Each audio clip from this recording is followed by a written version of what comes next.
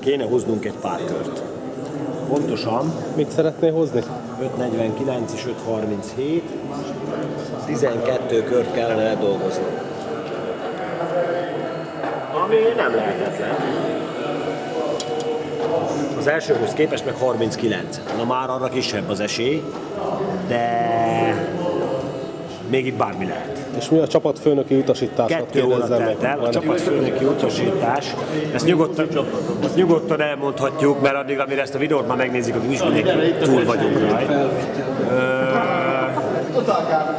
A két ütős ember elsőre ledurran 16-16-ot, állítólag. Megpróbálunk behozni, amit be lehet, és utána még a két titkos reményűségünk még további köröket fog visszaszerezni a negyedik csapattól és a lábas cápáktól.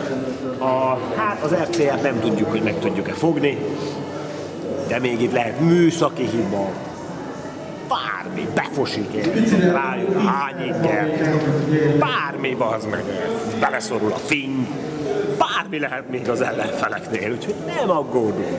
Ez egy hosszú távú verseny, úgyhogy gyakorlatilag 2 óra telt. Még 4 óráig kell kibírniuk. Ja, várjál, bekapcsolom a kamerát most már.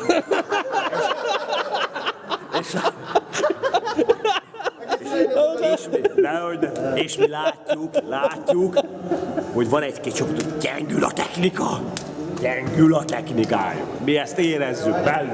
Minden egyes ütés az autónak az életéből elveszett perc. És valakinek már kevés perce van. Valakinek lassan lehúzzák a rolót. Elfogy az ideje az autóján. Mi van fagyla? Mi van, Csoki? Kevés a megapixel.